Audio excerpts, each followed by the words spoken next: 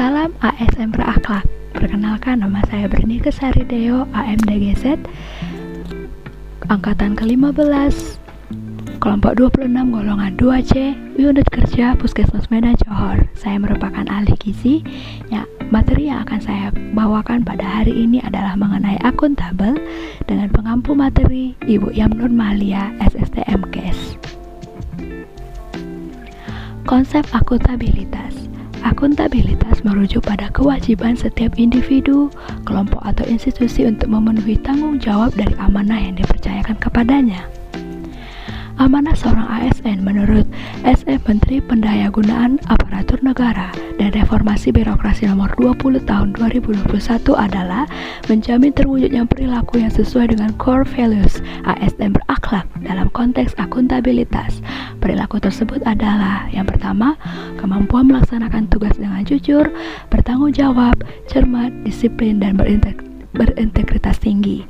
Yang kedua, kemampuan menggunakan kekayaan dan barang milik negara secara bertanggung jawab, efektif, dan efisien. Yang ketiga, kemampuan menggunakan kewenangan jabatannya dengan berintegritas tinggi. Aspek-aspek akuntabilitas. Akuntabilitas adalah sebuah hubungan dua pihak antara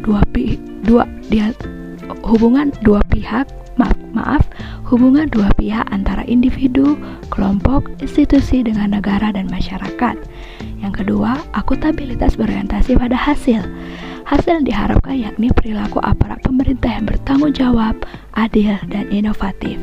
Yang ketiga, akuntabilitas membutuhkan adanya laporan kinerja bukti nyata dari hasil dan proses yang telah dilakukan.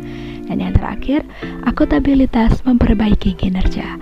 Setiap individu, kelompok, atau institusi akan diminta pertanggungjawaban secara aktif yang terlibat dalam proses evaluasi dan berfokus peningkatan kinerja. Akuntabilitas publik memiliki 3 fungsi utama menurut Bovens 2007. Yang pertama, fungsinya yaitu untuk menyediakan kontrol demokratis atau peran demokrasi. Yang kedua, untuk mencegah korupsi dan penyalahgunaan kekuasaan. Yang ketiga, untuk meningkatkan efisiensi dan efektivitas peran belajar. Tingkatan akuntabilitas. Yang pertama, akuntabilitas personal mengacu pada nilai-nilai yang ada pada diri seseorang seperti kejujuran, integritas, moral, dan etika. Yang kedua, akuntabilitas individu, di mana PNS sebagai aparatur negara bertanggung jawab untuk memenuhi tanggung jawabnya dari pemberi kewenangan. Yang ketiga, akuntabilitas kelompok. Kinerja sebuah institusi biasanya dilakukan atas kerjasama kelompok. Yang keempat, akuntabilitas organisasi mengacu pada hasil pelaporan kinerja yang telah dicapai, baik pelaporan yang dilakukan oleh individu terhadap organisasi atau institusi. Yang kelima, akuntabilitas stakeholder, masyarakat umum, pengguna layanan, dan pembayar pajak yang memberikan masukan, saran, dan kritik terhadap kinerjanya. Akuntabilitas dan integritas. Akuntabilitas dan integritas adalah dua konsep yang diakui oleh banyak pihak menjadi landasan dasar dari sebuah administrasi sebuah negara. Menurut Aulich 2011 mengatakan bahwa sebuah sistem yang memiliki integritas yang baik akan mendorong terciptanya akuntabilitas, integritas itu sendiri, dan transparansi. Bagaimana menciptakan lingkungan akuntabel? Yang pertama, kepemimpinan. Pimpinan mempromosikan lingkungan yang akuntabel dapat dilakukan dengan memberi contoh pada orang lain. Transparansi tujuannya mendorong komunikasi, memberikan perlindungan terhadap korupsi, dan meningkatkan kepercayaan. Ketiga, integritas. Dengan adanya integritas institusi dapat memberikan kepercayaan dan keyakinan kepada publik dan atau stakeholder. Yang keempat, tanggung jawab, bahwa suatu konsekuensi dari sebuah tindakan yang telah dilakukan karena ada tuntutan untuk bertanggung jawab atas keputusan yang telah dibuat. Kemudian konsistensi menjamin stabilitas.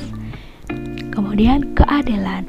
Ketidakadilan harus dihindari karena dapat menghancurkan kepercayaan dan kredibilitas organisasi yang mengakibatkan kinerja menjadi tidak optimal. Lalu kepercayaan. Rasa keadilan akan membawa pada sebuah kepercayaan.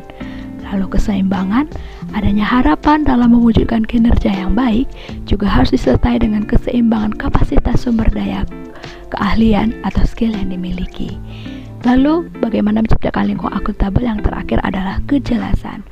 Agar individu atau kelompok dalam melaksanakan wewenang dan tanggung jawabnya, mereka harus memiliki gambaran yang jelas tentang apa yang menjadi tujuan dan hasil yang diharapkan. Langkah-langkah apa yang harus dilakukan dalam menciptakan framework akuntabilitas? Pertama, tentukan tujuan dan tanggung jawab.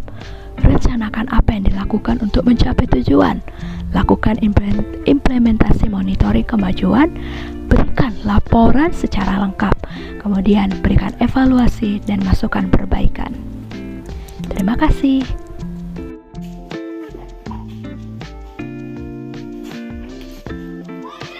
Halo Bu. Oh ya, baik Bu, saya akan mengirimkan laporannya.